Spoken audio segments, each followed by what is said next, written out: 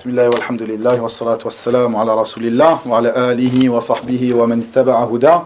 Amma ba'du, aujourd'hui le 25 du mois de Rabi'an al-Awwal de l'année 1443 après la hijra de notre prophète Muhammad sallallahu alayhi wa sallam, nous entamons le 4e cours de notre série de cours sur l'explication des 6 fondements de Cheikh al-Islam Muhammad ibn Abdul Wahhab ibn Sulaiman al-Tamimi rahimahullah ta'ala. Il dit rahimahullah ta'ala dans le sens de ses paroles le 3e fondement: figurant parmi ceux qui parfaient l'unité, l'écoute et l'obéissance à celui qui nous gouverne, quand bien même il s'agirait d'un esclave abyssin.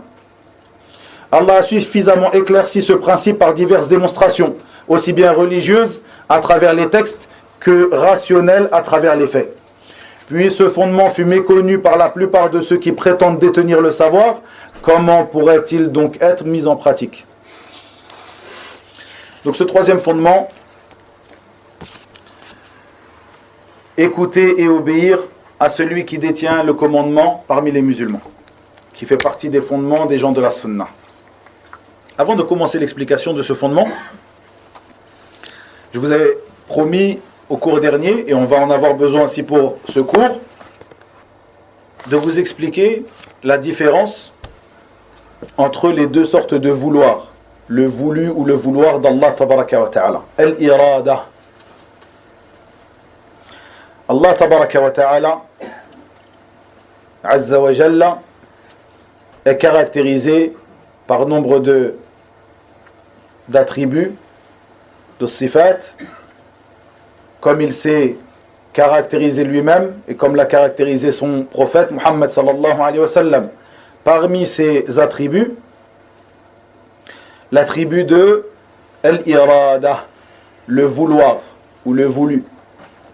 Et j'avais évoqué au cours dernier qu'il y a deux sortes de vouloir, deux sortes de voulu. Nous pouvons voir ceci dans les textes du Coran et de la Sunna. Les savants ont pris comme preuve de cela, c'est-à-dire de diviser ou de détailler le voulu ou le vouloir d'Allah tabaraka wa ta'ala, l'irada, en deux sortes. Ils ont pris comme preuve ce verset où Allah tabaraka wa ta'ala dit: et puis quiconque, dans le sens de ces paroles, et puis quiconque Allah veut guider, et puis quiconque Allah veut guider, il lui ouvre la poitrine à l'islam, et quiconque il veut égarer, il rend sa poitrine étroite et gênée, comme s'il s'efforçait de monter au ciel. Ainsi Allah inflige sa punition à ceux qui ne croient pas. Le verset 125 de Surat Al-An'am, les bestiaux, la Surat numéro 6.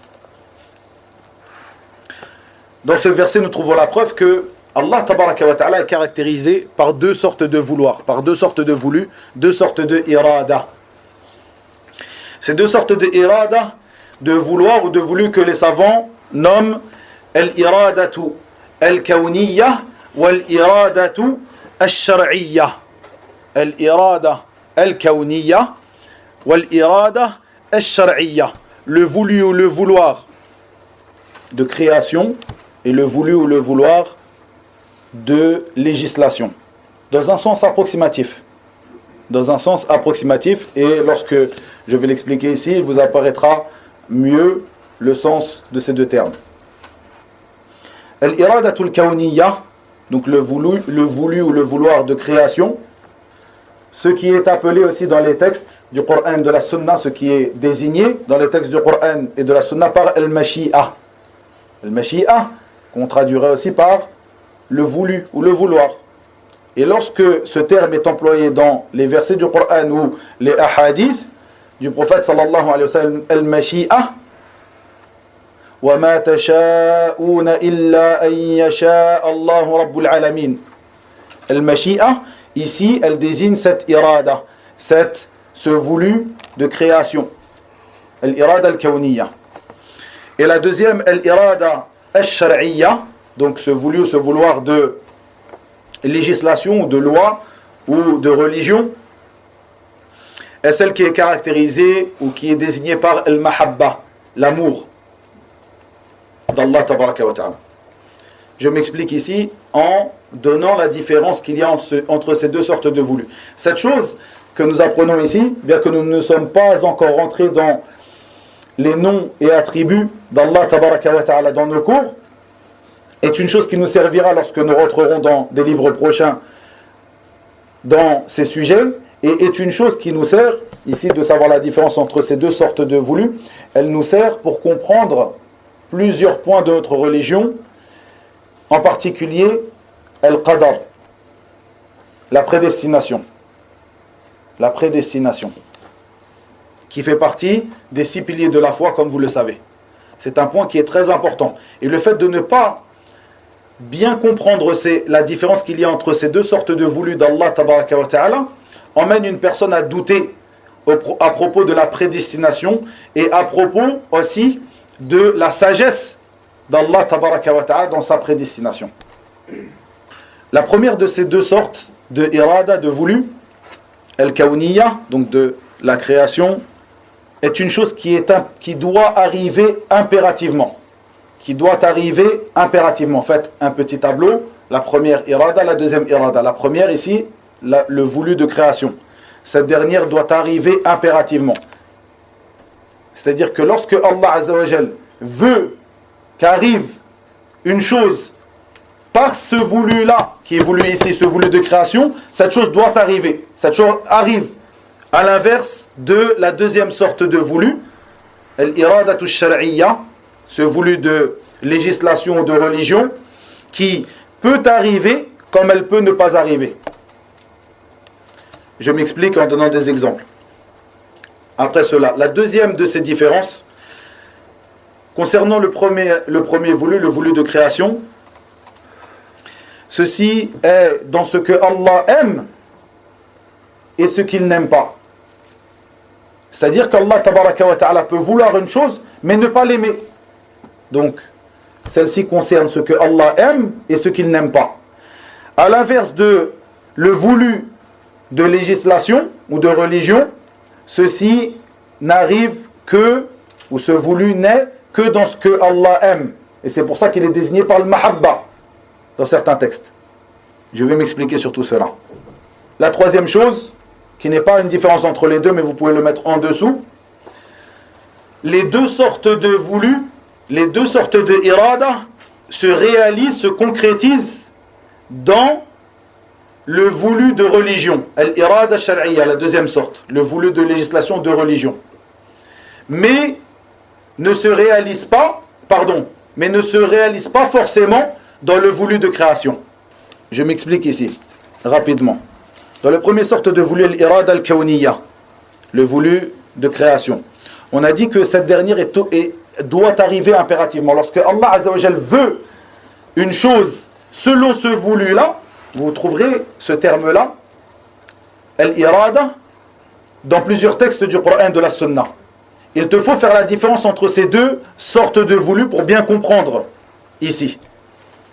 Pour comprendre la sagesse d'Allah tabaraka wa ta'ala, pour comprendre sa prédestination tabaraka wa ta'ala. Lorsque Allah Azza wa Jal veut une chose dans ce voulu de la création, al-irada al-kawniyya, elle est obligée d'arriver. Elle arrive sans aucun doute. Comme par exemple, la mécréance de Abu Lahab. Abu Lahab, un mécréant, il est mort en étant non-croyant. Il faisait partie des plus grands ennemis de l'islam. Est-ce que Allah Azza wa Jalla a voulu sa mécréance? Hein?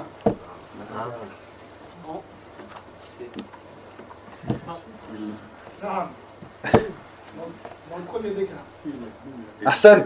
Ici, l'ulama, quand on parle de ça, certains parmi les ulama, ils ont dit il faut faire un détail. On ne peut pas dire oui, si non. Ou on dira que la personne qui dira oui, il voudra une chose, et celui qui dira non, il voudra une autre chose. Mais ici, on va donner un détail. On va dire, est-ce que Allah Azza wa Jalla a voulu cette chose? Si tu veux, par cela, le voulu de création, al-irada al-kawniyya, oui, il l'a voulu. Si tu veux, par cela, al-irada al-shar'iyya, le voulu de législation, de religion, il ne l'a pas voulu. Vous comprenez? Donc on dit ici que Allah Azza wa Jalla a voulu cela selon son premier voulu, al-irada al-kawniyya. Le fait que rien dans sa création n'arrive que s'il le veut, tabaraka wa ta'ala. Il n'y a pas une chose qui arrive. Est-ce que Allah Azza wa Jalla veut la mécréance? Si on parle de ce voulu-là, le voulu de création, oui, il l'a voulu. Mais est-ce qu'il l'a voulu shar'an? Est-ce qu'il l'a voulu selon sa législation? Est-ce qu'il l'a voulu selon sa religion? Non, il ne l'a pas voulu. Vous comprenez? Donc ici, on explique la première de ces différences, le fait que la première sorte de vouloir, l'irada al-kawniya, donc de création, doit arriver impérativement. À l'inverse de la deuxième sorte de voulu, ou du deuxième sorte de vouloir, qui est le vouloir dans sa religion, ne doit pas forcément arriver. C'est-à-dire qu'Allah tabaraka wa ta'ala demande à l'ensemble des gens de croire. Est-ce que nous voyons que l'ensemble des gens croient? Non. Donc ici, Allah tabaraka wa ta'ala veut pour l'ensemble des gens qu'ils rentrent en islam. Mais ce vouloir-là, d'Allah tabaraka wa ta'ala, est un vouloir de religion, de législation. Et il n'arrive pas forcément, comme ici, nous voyons que l'islam ne se réalise pas chez l'ensemble des gens, malgré que c'est ce que Allah Azza wa Jal veut. Vous comprenez? La deuxième différence entre les deux, le fait que le premier sorte de vouloir, donc al-kawniya, de création, concerne ce que Allah aime et ce qu'il n'aime pas. Donc elle englobe ce que Allah aime et ce qu'il n'aime pas. Alors que la deuxième sorte, son vouloir, tabaraka wa ta'ala, de religion, de législation, concerne simplement ce qu'il aime.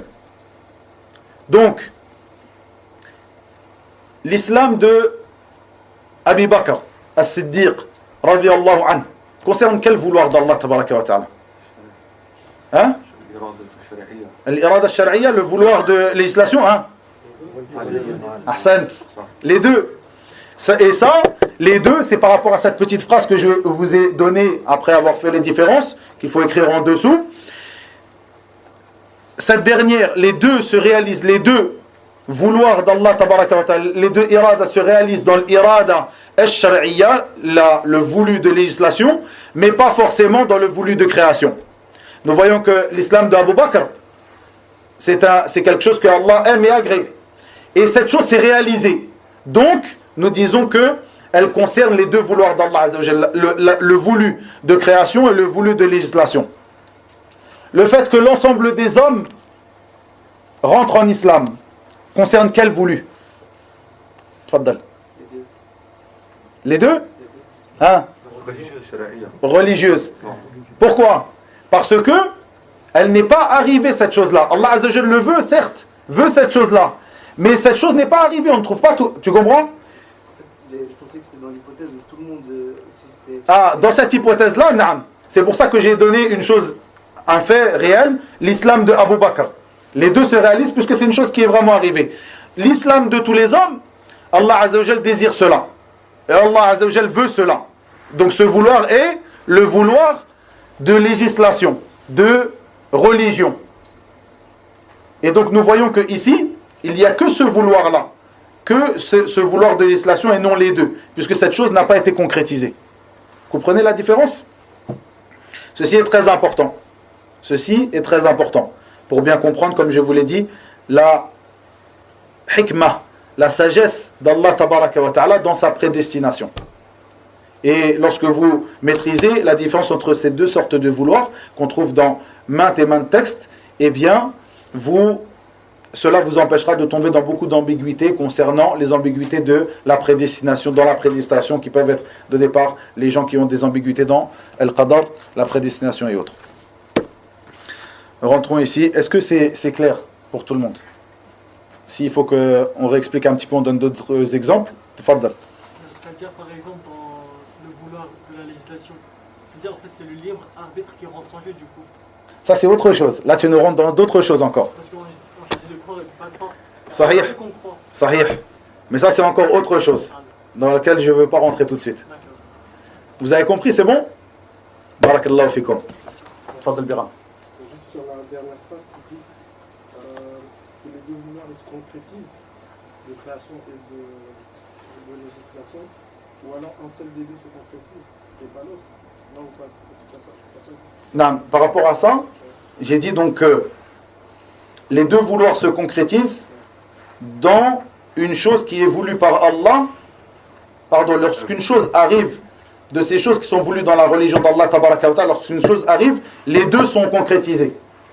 Lorsqu'une chose, voilà pour bien détailler, lorsqu'une chose arrive dans ce que Allah Azza wa Jal veut dans sa législation, lorsqu'une chose arrive, eh bien ce sont les deux voulus qui sont en question. c'est-à-dire qu'une chose arrive selon l'irada al-kawniya et l'irada al-shar'iyya, lorsqu'elle arrive comme l'islam de Abu Bakr. À l'inverse d'une chose qui est voulue par Allah Azza wa Jal dans la création, eh bien cette chose-là est une chose que Allah aime, comme on l'a dit, et peut aimer ou peut ne pas aimer. Donc à ce moment-là, lorsque ce sera une chose que Allah Azza wa Jal n'aime pas, comme par exemple la mécréance de Abu Lahab, dans celle-ci ne se concrétisent pas les deux formes de vouloir. Donc le troisième fondement, écouter et obéir à ceux qui détiennent le commandement parmi nous. Écouter et obéir aux gouverneurs musulmans. Et Cheikh Ibn Uthaymin rahimahullah dit dans le sens de ces paroles, dans le livre d'Allah et la sunna du messager d'Allah sallallahu alayhi wa sallam se trouve un éclaircissement de ce fondement. Parmi ces preuves, la parole d'Allah tabaraka wa ta'ala dans le sens, ô vous qui avez cru, obéissez à Allah et obéissez aux messagers et aux détenteurs du commandement parmi vous. De même que dans sa parole, et cramponnez-vous tous au câble d'Allah, ou cramponnez-vous ensemble au câble d'Allah et ne vous divisez pas.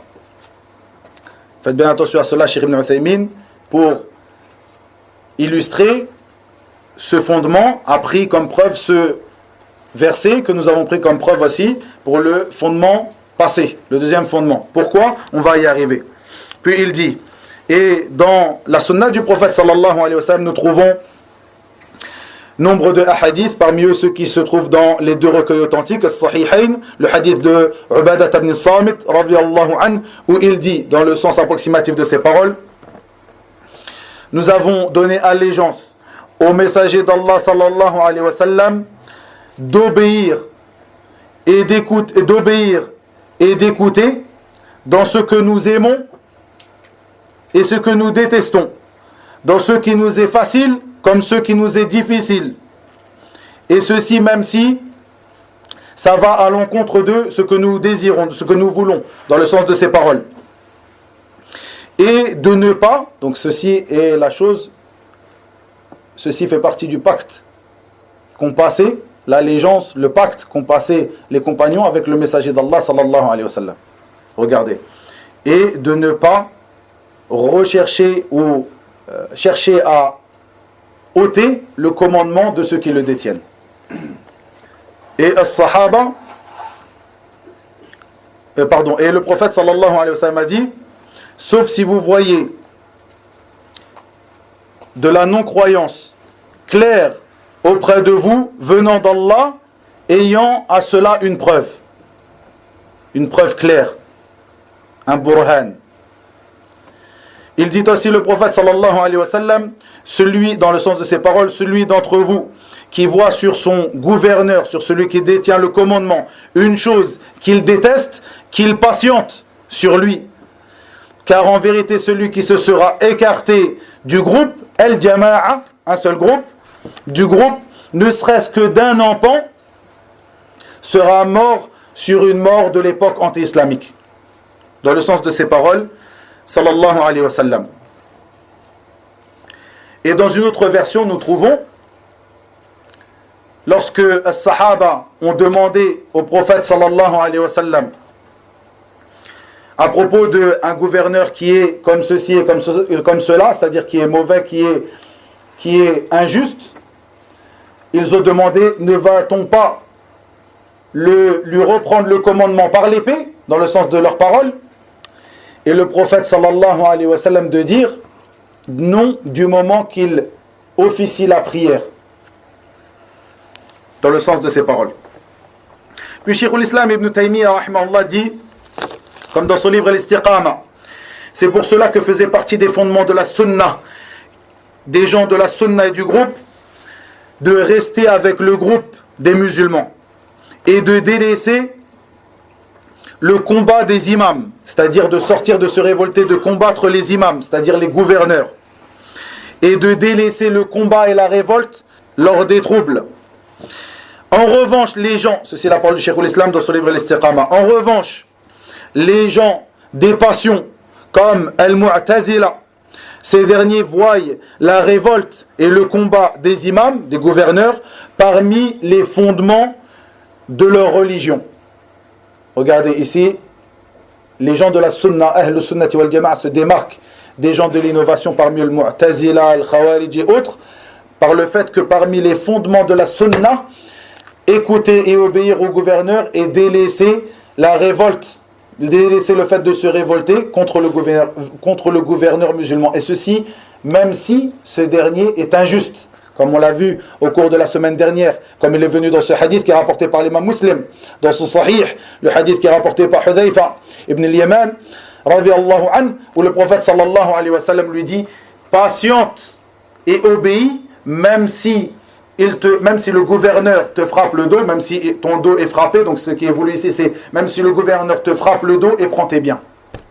Même à ce moment-là, on doit obéir et écouter le gouverneur, oui, car il y a dans la révolte du gouverneur à ce moment-là une contradiction du prophète Muhammad sallallahu alayhi wa sallam, de sa sunna, une contradiction du livre d'Allah tabaraka wa ta'ala.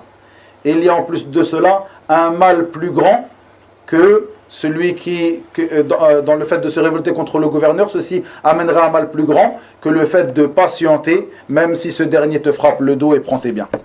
Et ceci est une chose que on s'étonne d'avoir à le répéter encore aujourd'hui, c'est-à-dire pas d'avoir à le répéter dans des cours où on expose les fondements des gens de la sunna, car ceci ne s'arrêtera pas, incha'Allah, jusqu'à ce que Allah tabaraka wa ta'ala reprendra nos âmes, mais le fait de répéter ça à des gens qui ont encore des doutes sur ces fondements-là, après justement ce qui est arrivé de ces soi-disant révolutions, de ce soi-disant printemps arabe comme ils l'appellent, kadhaboun, le mal qui s'est répandu dans les terres d'islam depuis ces soi-disant révolutions. Il y a encore un doute, ça laisse encore un doute que ces choses-là ne sont pas de la voix du prophète Muhammad sallallahu alayhi wa sallam, les révolutions, les manifestations, même si ces derniers prétendent qu'elles sont pacifistes, ce sont des menteurs. Ce n'est pas la voix du prophète sallallahu alayhi wa sallam, ni de ses compagnons, ni de ceux qui les ont suivis dans le bien. Il n'y a pas de bien sans que le prophète sallallahu alayhi wa sallam nous ait indiqué. Et il n'y a pas de mal à propos duquel il ne nous a mis en garde, sallallahu alayhi wa sallam. Et ici, nous avons la mise en garde dans ces textes contre la révolte du gouverneur. Et la révolte du gouverneur passe par les actes et la parole. Les actes et la parole. Une personne qui rappelle les méfaits du gouverneur dans des assemblées, ceci est déjà une sortie contre lui, un khuruj contre le gouverneur. Il y a donc le khuruj qui se divise en deux. La sortie contre le gouverneur se divise en deux. La sortie par l'épée et la sortie par al-lisan, la langue. À partir du moment où une personne monte sur le minbar et évoque, même si cette personne n'appelle pas à se révolter, le simple fait qu'elle évoque des défauts du gouverneur est une chose qui amène les gens à se révolter, amène les gens à être insatisfaits du gouverneur, ce qui les amènera plus tard à se révolter, par des manifestations, par des grèves, par toutes ces choses qui n'ont rien à voir avec la sunna de notre prophète Muhammad sallallahu alayhi wa sallam. Il n'y a pas de bien si ce n'est dans le suivi de la sunna de notre prophète sallallahu alayhi wa sallam, et ceux qui les ont suivis et ceux qui ont suivi ses compagnons dans le bien, ridwanallahi alayhim ajma'in. Et comme je l'ai dit dans le cours précédent, les 5 fondements des al-Mu'tazila, quels sont-ils? On a dit ici dans la parole du Cheikh l'Islam que parmi les fondements de al-Mu'tazila, ce n'est pas une chose qu'on lit simplement dans les livres, il y en a encore qui sont présents aujourd'hui. Il y a des du'at de al-Mu'tazila comme des du'at de al-Asha'ira, comme des du'at de al-Rawafid al-Shi'a, comme des du'at de al-Khawarij, il y en a plein. Tu ouvres simplement ces réseaux sociaux, le YouTube, etc. Tu vas en voir plein de ces gens-là. Même s'il ne se dit pas, moi je suis Mu'tazila, mais ces fondements sont des fondements de Mu'tazila. Il a bu le lait de Mu'tazila, il a été éduqué selon la voie de Mu'tazila, de Khawarij, etc.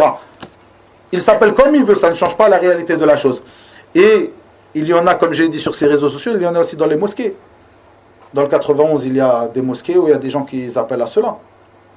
Et ces gens-là, il nous est obligatoire de mettre en garde contre eux. Les 5 fondements de Mu'tazila. on a dit que parmi ces 5 fondements, ce fondement qui a été évoqué ici par Cheikhul Islam, qui est, vous vous rappelez? Ils appellent ça comment? Inkar ou munkar. Ils lui donnent une belle apparence. Ça, c'est les caractéristiques des gens de l'innovation. Ils donnent une belle appellation à une chose qui cache le soum, qui cache le poison. Ils appellent ça parmi leurs 5 fondements. Je n'évoquerai pas les 5 fondements ici, ça c'est le sujet d'un autre cours, mais ils appellent Inkar al-Munkar chez le Mu'tazila. Qu'est-ce que Inkar al-Munkar chez eux? Le fait de se révolter, de sortir contre le gouverneur injuste. Ramenez-nous un seul hadith, un seul verset, nous indiquant que le gouverneur, j'ai évoqué ici les versets du livre d'Allah, de même que les hadiths du prophète sallallahu alayhi wa sallam, et quelques hadiths du prophète sallallahu alayhi wa sallam, il y en a plein qui indiquent l'obligation d'écouter, d'obéir le gouverneur musulman, à ceci même s'il est injuste. Ramenez-nous un seul hadith, un seul verset, nous indiquant que le prophète sallallahu alayhi wa sallam nous a autorisé de nous révolter contre le gouverneur musulman s'il est injuste. Le Cheikh Abd Salam ibn Barjes, rahimahullah, dans son explication de Al-Usul Sitta, nous dit que ce fondement est indissociable du fondement précédent, qui est donc l'ordre de se réunir et l'interdiction de se diviser en religion. Et ce fondement nous montre ou nous indique que l'ijtima', c'est-à-dire le fait de se réunir en religion, ne peut se réaliser que lorsqu'il est construit sur certains fondements. Et parmi ces fondements, il évoque 5 fondements, rahimahullah. Le premier de ces fondements, Cheikh Abd Salam ibn Barjas, il dit, rahimahullah, le fait de se réunir sur l'islam. Et l'islam, c'est la soumission à Allah et son obéissance et le désaveu du polythéisme et de ses adeptes.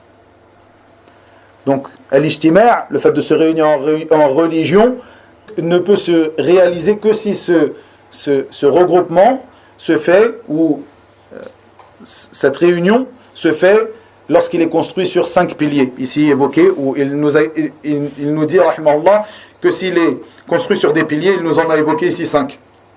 Le fait de se réunir sur l'islam.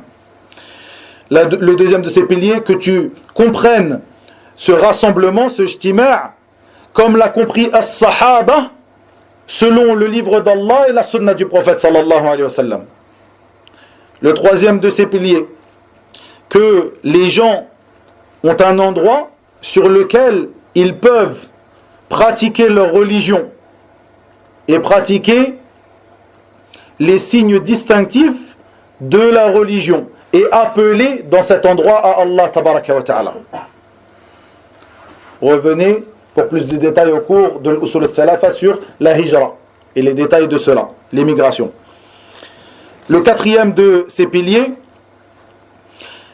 la présence d'un imam, d'un gouverneur qui préserve ce rassemblement, cette réunion des musulmans et qui juge selon la droiture, l'équité. Le cinquième de ces fondements, l'obéissance et l'écoute de cet imam. Donc, ici, le Cheikh Abd Salam, rahimahullah, nous rapporte les 5 fondements par lesquels, ou 5 fondements sur lesquels repose l'ijtima', le fait de se rassembler en religion, qui est le fondement précédent. Et il nous dit que, donc, ce rassemblement ne peut être authentique et ne peut être aussi appuyé par Allah tabaraka wa ta'ala que s'il est construit sur ces 5 piliers. Et parmi ces 5 piliers, l'écoute et l'obéissance au gouverneur des musulmans. Donc le fondement que nous étudions aujourd'hui. Puis il nous dit, rahimahullah, qu'il y a ici beaucoup de hadiths qui réunissent ces 3 fondements qui ont précédé. Donc le tawhid, le fait de se réunir en religion et l'écoute et l'obéissance au gouverneur. Il y a beaucoup de hadiths qui réunissent ces 3 fondements en un seul. Dans un seul hadith. Comme cela, la parole du prophète sallallahu alayhi wa sallam dans le sens de ces paroles, certes Allah a agréé pour vous 3 choses. Que vous l'adoriez et que vous l'adoriez et que vous ne lui associez rien. Que vous vous cramponniez ensemble au câble d'Allah et que vous ne vous divisiez pas. Le deuxième. Et le troisième, et que vous conseillez ceux à qui Allah tabaraka wa ta'ala a donné le commandement parmi vous. Et dans le hadith rapporté par Abu Huraira, radiyallahu anhu, le messager d'Allah sallallahu alayhi wa sallam a dit dans le sens de ses paroles, il enjoint donc dans ce hadith, le prophète sallallahu alayhi wa sallam nous enjoint d'écouter et d'obéir dans la difficulté comme dans la facilité, dans ce que nous aimons, dans le sens de ses paroles, comme dans ce que nous détestons, et ceci même si cela va à l'encontre de ce que ou ce vers quoi penchent nos envies. Et Cheikh Absalam nous dit que ce qui est voulu ici, c'est que tu dois écouter et obéir dans ce que tu agrées comme ce que tu n'agrées pas. Lorsque l'imam, le gouverneur t'ordonne d'une chose que tu agrées comme une chose que tu n'agrées pas, une chose que tu aimes comme une chose que tu détestes, tu dois lui obéir. Que ce soit une chose difficile ou une chose facile, que ce soit une chose qui est bien pour toi ou une chose qui est mauvaise pour toi. Ici, un petit détail qui est très important. L'obéissance du gouverneur n'est pas une obéissance absolue. L'obéissance absolue est due à Allah et son messager. L'obéissance absolue est due à Allah et à son messager. L'obéissance au gouverneur des musulmans est conditionnée. Elle n'est pas absolue. Et ce qu'on a cité ici, la parole du prophète sallallahu alayhi wa sallam, n'est pas en contradiction avec cette parole. C'est-à-dire que tu dois lui obéir dans ce que tu agrées et ce que tu n'agrées pas. Dans quoi est-elle conditionnée? Fadal Salim. Pas d'obéissance au gouverneur s'il y a une désobéissance au... Ahsant. Elle est conditionnée par ce hadith où le prophète sallallahu alayhi wa sallam nous dit La ta'ata li makhlouq fi ma'siyatil khaliq. Il n'y a pas d'obéissance à la créature dans la désobéissance au créateur. Et ceci est valable pour tous ceux qui ont une tutelle. Le gouverneur des musulmans, comme le père dans son foyer, et autre que cela. Ton enfant n'est pas dans l'obligation de t'obéir si tu lui ordonnes de désobéir à Allah tabaraka wa ta'ala. Tu n'es pas dans l'obligation d'obéir à ton père s'il t'ordonne de désobéir à Allah tabaraka wa ta'ala. De même que tu n'es pas dans l'obligation d'obéir au gouverneur si ce dernier t'ordonne de désobéir à Allah tabaraka wa ta'ala.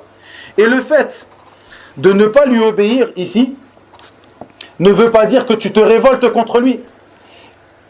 Une personne ne comprend pas cette chose-là de cette manière que si sa saine nature a été changée. Comment peut-on comprendre le fait que tu ne dois pas obéir à quelqu'un, s'il t'ordonne de désobéir à Allah et son messager, par le fait que tu te révoltes contre lui et tu le combattes? Prenons à une plus petite échelle pour bien comprendre. Si ton père t'ordonne de désobéir à Allah tabaraka wa ta'ala, reste ici, ne prie pas la prière de l'Asr. Ne prie pas. Tu te dois de lui désobéir. Est-ce que cette désobéissance t'emmènera à te révolter contre lui, à le frapper, à te révolter, à le faire sortir de la maison? Ça, c'est à une plus petite échelle, à une plus grande échelle alors. L'échelle du gouverneur. Ce n'est pas une bonne manière de comprendre les textes. Vous comprenez? Donc comprenez bien que l'obéissance absolue est due à Allah et à son messager sallallahu alayhi wa sallam. Et l'obéissance au gouverneur est une obéissance conditionnée. Conditionnée par quoi? Par le fait qu'il soit juste? Non. Pas dans un seul texte on trouvera le fait qu'il soit juste. Plutôt on trouvera l'inverse de cela dans les textes comme dans le hadith de Hudayfa. Isma' wa ati' wa in duriba dhahruk wa ukhidha maluk. Écoute et obéis même si il te prend ton argent et il te frappe ton dos, il te frappe le dos. Donc on ne trouve pas cette condition-là, la condition qu'il soit juste, la condition qu'il soit pieux et qu'il affiche clairement cette piété à tout le monde. Non. Ça ne vient pas dans les textes du Coran et de la Sunna. La seule chose qui vient dans les textes du Coran et de la Sunna, c'est ce hadith. Donc la condition qu'il ne t'ordonne pas de désobéir à Allah tabaraka wa ta'ala, qu'il t'ordonne d'une chose qui est de l'obéissance d'Allah et de son prophète sallallahu alayhi wa sallam, tu l'obéis. suivant l'obéissance d'Allah et de son prophète. Une chose où il n'y a pas de désobéissance, tu l'obéis parce que c'est le gouverneur des musulmans. Et à ce moment-là, tu seras dans l'obéissance d'Allah et de son prophète sallallahu alayhi wa sallam aussi, puisqu'ils t'ont ordonné d'obéir au gouverneur des musulmans. Ceci est très important. Ici, Cheikh l'Islam nous dit, figure parmi ceux qui parfaient l'unité, donc le deuxième fondement, l'écoute et l'obéissance à celui qui nous gouverne, le troisième fondement. Quand bien même il s'agirait d'un esclave abyssin. Ici, donc, le prophète sallallahu alayhi wa sallam nous dit, écoutez et obéissez, et même si c'est un esclave abyssin, donc venant d'Abyssinie, qui est votre émir, qui est votre gouverneur, qui a une tête comme la tête d'un raisin sec. Et Cheikh Abd Salam nous dit ici, rahimahullah, que le prophète sallallahu alayhi wa sallam a ordonné d'écouter et d'obéir, même si celui qui est notre gouverneur est un esclave venant d'Abyssinie. Et donc et le prophète sallallahu alayhi wa sallam dans ce hadith l'a particularisé par l'évocation, c'est-à-dire qu'il a évoqué en particularité ici un esclave abyssin, donc venant d'Abyssinie, la région qui englobe l'Éthiopie, l'Érythrée et autres aujourd'hui, une partie de la Somalie et autres. Il a, sallallahu alayhi wa sallam, l'a particularisé par l'évocation de ce hadith afin d'éclaircir et de démontrer que l'obéissance est obligatoire au gouverneur et il n'y a pas comme condition d'obéir au gouverneur que la personne qui gouverne les musulmans soit de plus haute lignée que ceux qui sont gouvernés. Un esclave abyssin, même s'il y a parmi le peuple gouverné des gens qui sont plus élevés, que ce soit qui ont plus d'argent, qui ont un plus haut rang selon leur lignée, qui ont un plus haut rang selon les critères mondains, ceci n'est pas une condition. Et nous le voyons clairement dans cette parole du prophète sallallahu alayhi wa sallam. Il nous ordonne d'obéir et d'écouter le gouverneur, ceci même si cette personne est un esclave venant d'Abyssinie. Donc cette condition-là, la condition que le gouverneur soit expressément de Quraysh, et si cette personne ne fait pas partie de la lignée de Quraysh, nous ne l'écoutons pas.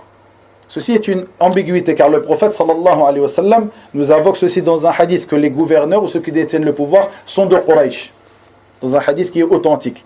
Et certains parmi les gens de l'innovation, parmi les Khawarij, utilisent ce hadith pour dire s'il n'est pas de Quraysh, nous ne lui devons pas l'obéissance. Comme ils disent que s'il n'est pas juste, nous ne lui devons pas l'obéissance.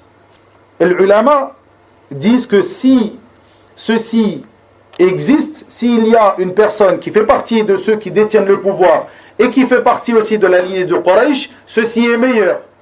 Ceci est meilleur. Mais à défaut, ceci n'est pas une condition. Comme dans ce hadith, comme nous le voyons clairement. C'est-à-dire le fait toujours de prendre un hadith et de juger dans sa religion avec un seul hadith et de délaisser le reste des textes du Coran et de la Sunna, et ceci qui amène beaucoup de gens de l'innovation à tomber dans ces innovations. Ici, je termine sur cela simplement, la manière de conseiller le gouverneur.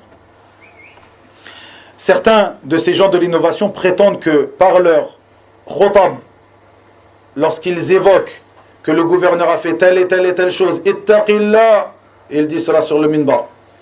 Parfois dans le pays même, parfois à des milliers de kilomètres, ils parlent du gouverneur d'un autre pays, de leur pays d'origine ou autre. Ittaqillah, tu as fait telle et telle chose, tu as fait telle et telle chose, et tu évoques les défauts du gouverneur. Premièrement, ces personnes-là, ce sont les premières à parler des gens de la sunna, lorsqu'ils évoquent les défauts, et qu'ils sont dans leur droit d'évoquer leurs défauts, de leurs savants à ces gens-là, en disant tel et tel fait partie des gens de la bid'a, il a dit telle et telle parole, ceci est une erreur, telle et telle erreur, et ils leur font ce qu'on appelle le jarh, ce qu'on a parlé précédemment, qui fait partie des fondements des gens de la sunna.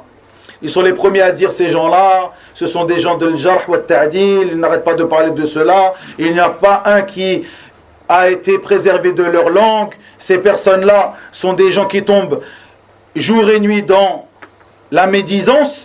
Ce sont les premiers à parler sur le minbar du gouverneur. Il n'y a pas de médisance pour le gouverneur. Allahu Akbar. Deuxième chose, la manière que tu as de conseiller le gouverneur. Si vous prétendez que ceci est un conseil pour le gouverneur, premièrement, le gouverneur, le prophète Mohammed sallallahu alayhi wa sallam nous a enseigné Comme le reste de notre religion, il est bon de le rappeler, encore une fois, que le prophète Mohammed sallallahu alayhi wa sallam n'a pas laissé un bien sans avoir indiqué ce bien à sa communauté, n'a pas laissé un mal sans avoir mis en garde sa communauté contre ce mal. Et les gens qui sortent de la sunna du prophète sallallahu alayhi wa sallam oublient cette chose et manquent de respect au prophète Mohammed sallallahu alayhi wa sallam à chaque fois qu'ils commettent une innovation. Comme le dit l'imam Malik rahimahullah, celui qui prétend qu'il y a une bonne innovation, il a certes prétendu que le prophète Mohammed sallallahu alayhi wa sallam a trahi le message. Le prophète Mohammed sallallahu alayhi wa sallam nous a évoqué comment faire le conseil au gouverneur. Le gouverneur fait des péchés, le gouverneur a des défauts. Comme le reste des musulmans, tu le conseilles. Comment tu conseilles le gouverneur? De par sa place, sans aucun doute, il y a une manière précise, une manière particulière de le conseiller. Comment faire? Comme on l'a évoqué au cours dernier. Le prophète sallallahu alayhi wa sallam nous a informé que si tu veux conseiller le gouverneur ou celui qui détient le pouvoir, tu le prends par la main. Tu restes seul avec lui et tu lui fais le conseil. S'il accepte ce conseil, c'est un bien. Et s'il ne l'accepte pas, tu as fait ce que tu avais à faire. Dans le sens de ces paroles, sallallahu alayhi wa sallam. Ceci est la manière de conseiller le gouverneur. Revenons maintenant à la manière de faire de Al-Khawarij wa Al-Takfiriyun wa tous ceux qui ont suivi cette voie parmi Al-Ikhwan, Al-Muslimoun et autres que eux. Le fait de monter sur le minbar, ou pendant un cours, ou dans des écrits, ou dans des réunions, de parler sur tel et tel gouverneur. Encore une fois, d'un pays qui se trouve, ils parlent de cela, ils sont loin de ces gens-là. Même s'ils sont dans le pays de cette personne-là, sur le minbar, comme cela. Est-ce qu'il a pratiqué la manière que le prophète sallallahu alayhi wa sallam a décrite dans ce hadith? Sans aucun doute, non. La deuxième chose, ils prennent en preuve de leur manière de faire, ils disent, le prophète sallallahu alayhi wa sallam a dit dans un hadith qui est authentique, ce hadith se trouve dans le Sahih de l'imam Muslim, effectivement il est authentique. Afdalul jihad kalimatu haqqin 'inda sultanin ja'ir. Dans le sens approximatif de ces paroles, le meilleur des combats est le fait de donner une parole, de dire une parole de vérité auprès, dans le hadith, auprès d'un gouverneur injuste. Et ils utilisent ce hadith-là, ils disent, regarde, ça c'est la preuve qu'on peut sortir contre le gouverneur, que Mohamed Hassan, quand il a parlé sur le gouverneur, il était dans son droit. Abu Ishaq al-Huwayni était dans son droit. Al-Qardawi, il est dans son droit. Fulan wa Illan, ils sont tous dans leur droit.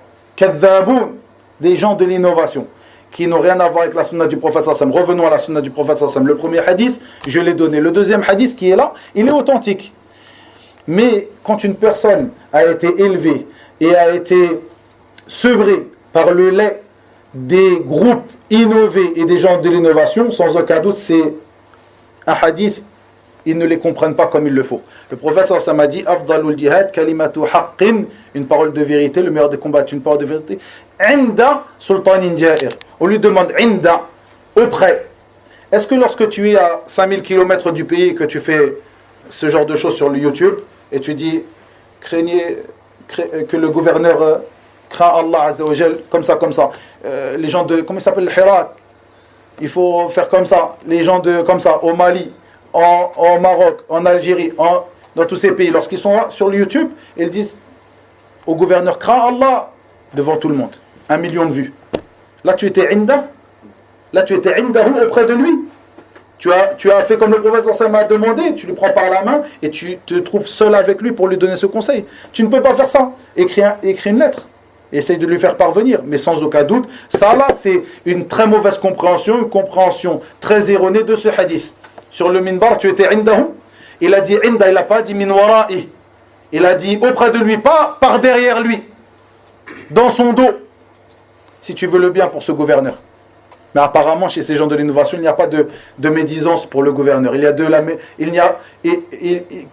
la médisance pour tout le monde. Même la pire des personnes qui a innové les plus grandes innovations dans la communauté du prophète Mohammed sallallahu alayhi wa sallam, il ne faut pas parler sur lui.